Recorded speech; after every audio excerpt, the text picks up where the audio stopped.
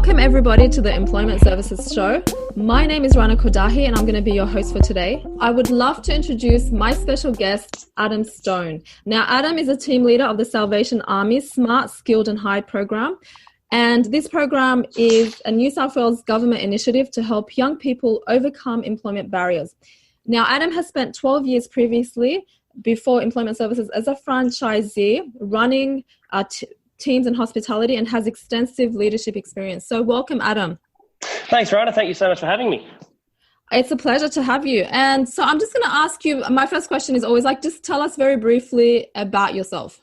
Yeah, absolutely. So my name's Adam Stone.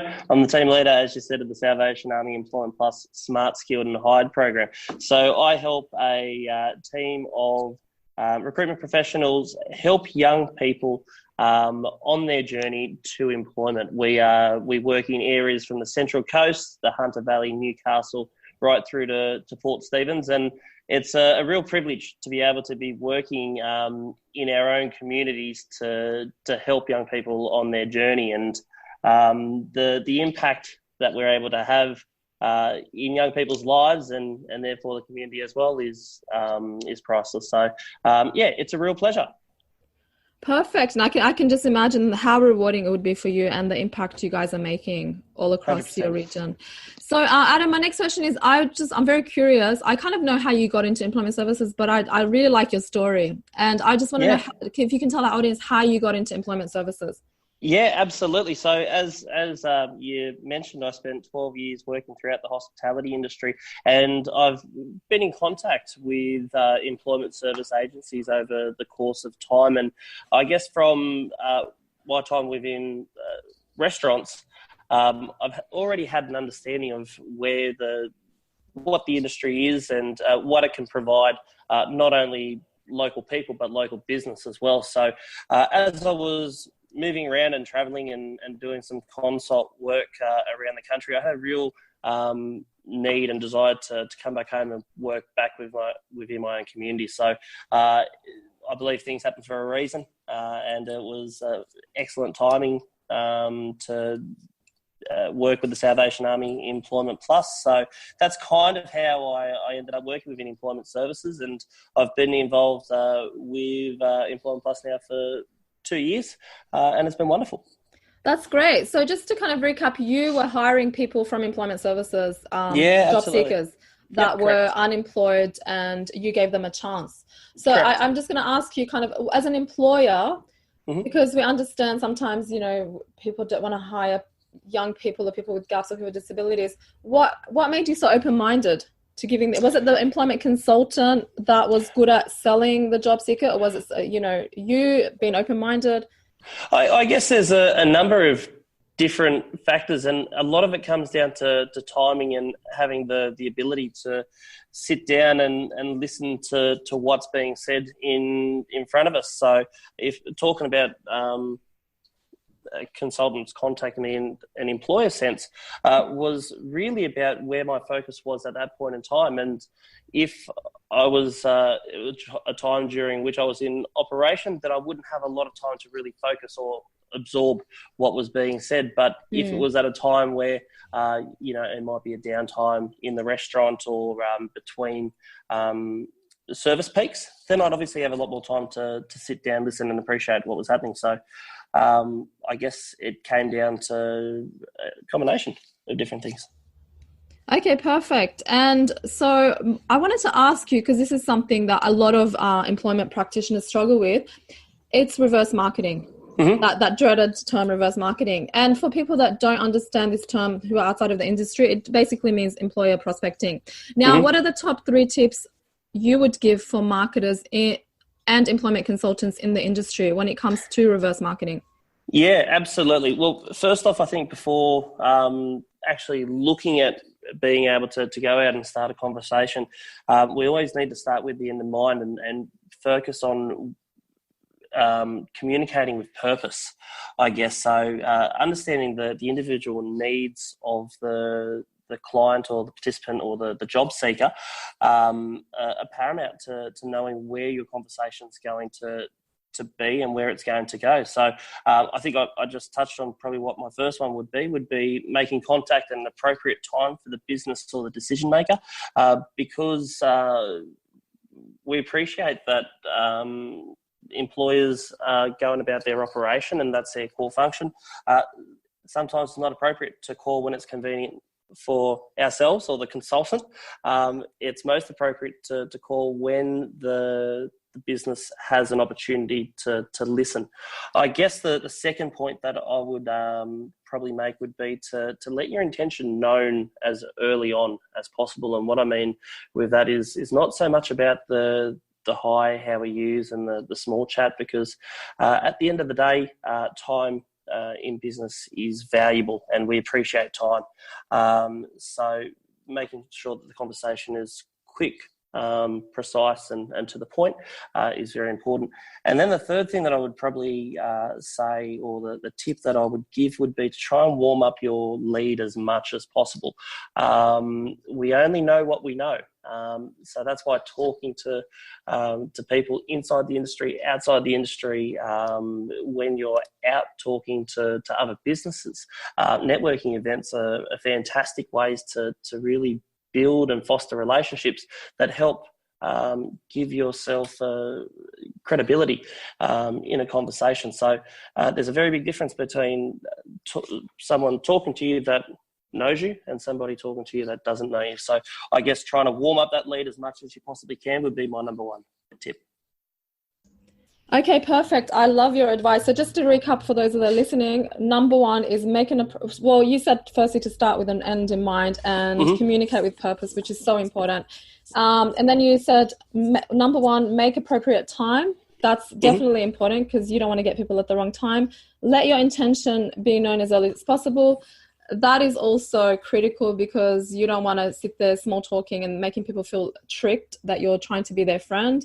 So get to the point. And number three is warm up those leads as much as possible.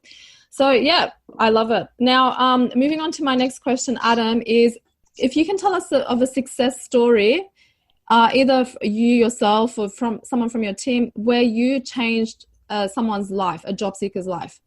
Yeah, absolutely. And I guess success has many different measures, and what's successful to one person is going to be incredibly different to the next. A couple of experiences that I can share is on just a very basic level of coaching and guiding, having that one-to-one consultation with the participant where we've identified gaps that may be in the resume or the cover letter or the application process, and then further within actual interviewing skills. By having that plan of where to go, it has helped our participant develop confidence within themselves. And that's what our main goal is. It's to really help empower the young person that we're working with to help learn these skills, because as coming from a background in hospitality, interviewing and applying for jobs is mostly a learned behaviour, and it's a skill.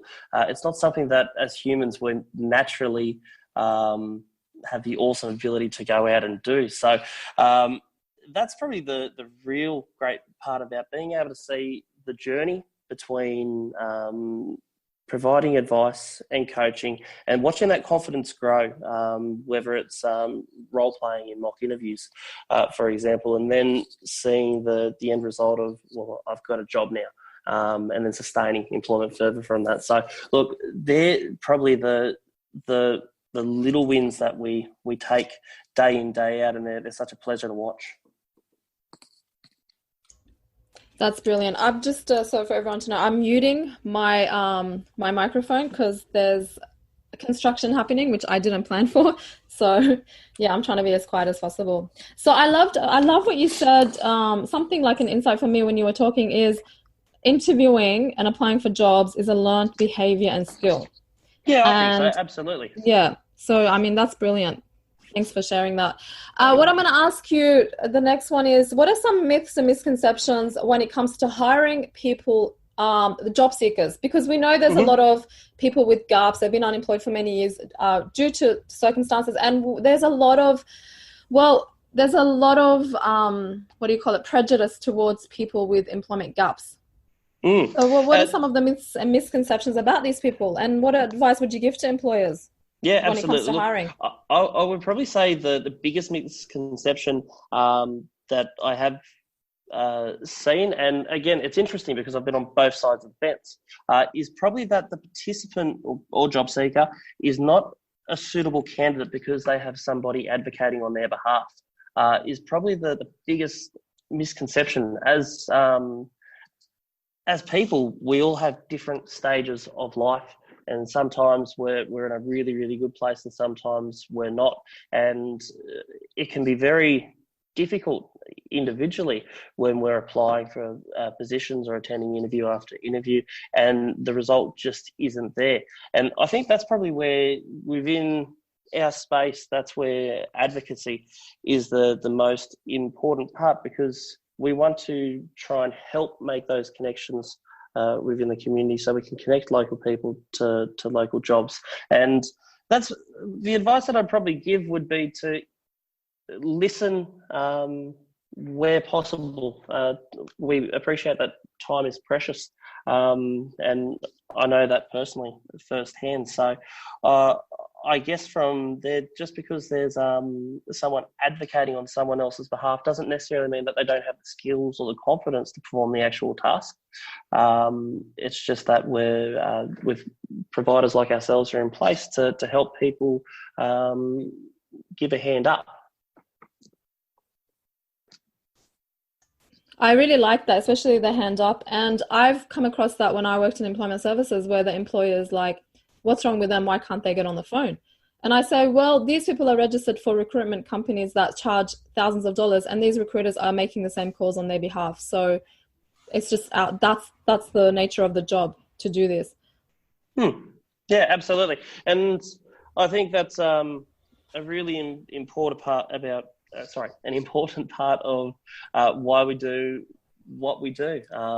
People that I've come into contact with in employment service industries are generally here to help others, because we want to help see other people succeed. And some of the stories that you get, it can't be, it's irreplaceable. The effect that you can have on others. There's a quote out there, and I've no idea who said it, but it resonated with me. And the most selfish thing that we can do is actually to help other people, because that feeling is so rewarding. I like that. The most selfish thing we can do is to help other people, because that feeling is so rewarding. Yes, definitely. I can relate to that. Now, Adam, let's talk about when it comes to employment. So what are some factors to consider when it comes to being job ready? And this is advice, I think, more for employment practitioners that are helping people who they're trying to get, from that point A to point B or C in job readiness. I guess the big thing that I would say would be about ensuring that circumstances for your participant or your job seeker are right to be able to sustain employment. And when we talk about sustaining employment, everybody's got different circumstances. My circumstance will be different to the person sitting next to me, and that person's circumstance will be different to the person sitting next to them. And at the end of the day, we need to, and what we help do is remove any barriers that may be there to employment, because it can be tough to focus on actually moving forward into work if we're concerned about, where my next meal is coming from, for example, or do I have a roof over my head? These kinds of barriers that we probably don't quite often talk enough about, super important to the likelihood of success in long-term work. So by working with people and helping to overcome those barriers, then that's probably where the next stage of building traits of patience, resilience, and the ability to communicate effectively really come in.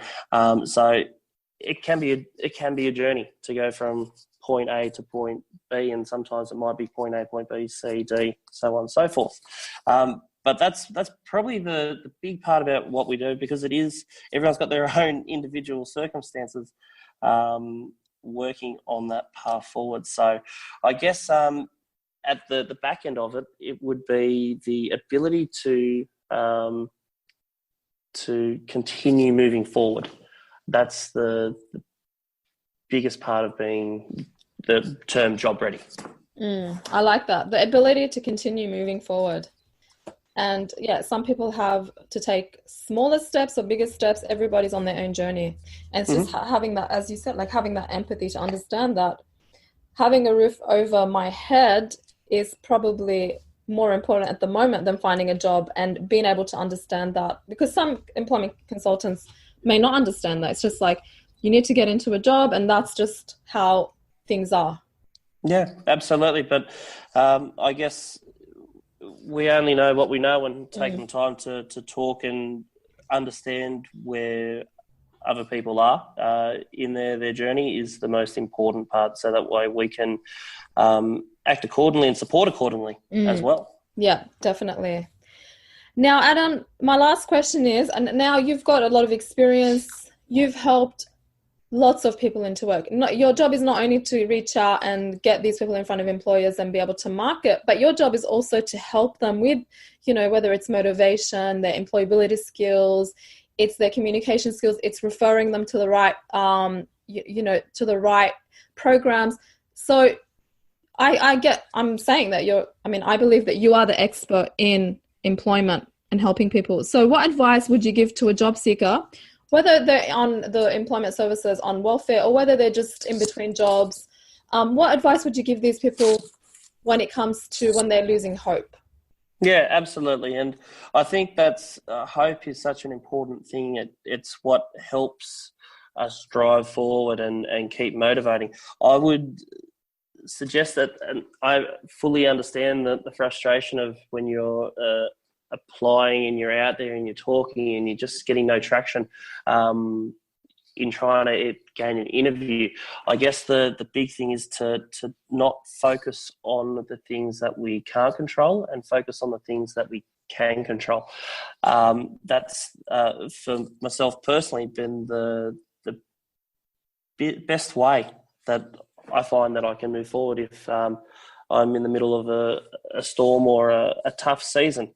I have faith knowing that it's not come to stay, but it's now come that it can pass, and moving forward and having that that mindset, which is difficult to get to when things don't go right. That's where I would say talk about it with the right people in the right space, and just we can call it networking, we can call it having a chat to the person next to you, having that conversation about where we can continue moving forward and progressing are super important. So I would say that if we're at the point where we're losing hope, have faith, stay strong, communicate openly and freely, and focus on the things that we can control. We can control where we're at right now. We can control whether we're having a pleasant conversation. We can control in the job searching market if we're going to make a follow-up phone call as such. Again, those skills then come down to whether they're easy to do or not, and that's where coaching and everything else comes into play, and specifically advocacy as well. But communication is the key. That we don't know who's going to be our next best contact or who has the ability to change our lives if we don't ask the question. And that's something that's always rang very true for me. So, let's open up and talk. I love it. So much wisdom in what you said. And I think this applies for anyone, whether it's they're going through a bad marriage or a bad job or even work. And yes, definitely focus on what we can control. And it's easier to say this, but when you really apply it, and I've applied it many times before, but once you start practicing that, it just becomes like a muscle that you practice at the gym. And I love how you said, it will pass. Just have faith, it will pass. And so many people don't really have faith that it will pass until they've gone through several bad situations that they've come out of. And it's so important to experience those, horrific situations. And when you come out of that, the next horrific situation, the next one, that's, I think, where you develop that faith. You know what? I've been this. This is like a piece of cake compared to what I've been through before. Yeah, and hindsight's a wonderful thing. We only have confidence in what we're saying once we've experienced it. Like we can talk and we can remember, but when we experience something, we remember by the feel. We remember how it made us feel, whether that's positive, whether it's negative, and that's where talking to other groups or employment agencies as such within this space is such a powerful thing to do, because there's no harm in a conversation. And I guess when we're looking at moving forward as well, change is scary, but sometimes it's necessary. If something's not working, let's look at, everyone should look at how they can make a slight change to how it can be done differently, because sometimes it's the little things that you change that can make a big difference, but we only know once we've got the benefit of hindsight of what happens. That's so true. It's those little things. And I like how you even said look at it as networking and that communication as well. That's brilliant advice as well. So Adam, I lost my words. Okay, so I really want to thank you for joining us here today. I know that so many people would have, this is targeted at, firstly, employment practitioners across the world that work in employment services, the employers that are hiring people and they want to look into more the diversity and inclusion, and also for the job seekers that, you've shared so much wealth and knowledge and experience with us. So thank you. Now I want to know, where can people find more about, firstly, yourself, where can they connect with you, and secondly, the Salvation Army? Yeah, sure. Myself, I'm pretty active on LinkedIn. If you type in Adam Stone and the Salvation Army Employment Plus, my face should pop up. Furthermore, so about the Salvation Army, it's www.employmentplus.com.au, and we've got a list of all of our services and how to connect with us there. Perfect. So, and thank you to the Salvation Army Employment Plus for doing amazing work for job seekers in Australia. And you have outside of Australia Employment Plus? Yes, I'm not too certain. External to Australia. Okay. Yeah, I'll have to do a bit more research. Yeah, I know the Salvation Army is worldwide, but I wasn't sure about the Employment Plus. So, and I'll also put the information in the show notes. And any employment practitioner or employer, anybody that wants to reach out to Adam, just make sure that you put Adam Stone Employment Plus, Salvation Army Employment Plus next to his name, because there are a lot of Adam Stones. You'll be searching for hundreds and hundreds until you get to him. But I will put also in the show notes as well the link to his LinkedIn. So thank you so much, Adam. Have an amazing day. It's sunny here in Sydney. You're in up the Central Coast, yeah? So yes, no, it's sunny, not a cloud in the sky today either. So thank you so much for having me a part of the show to let everyone know a little piece about our work. Perfect. Thanks a lot. Cheers.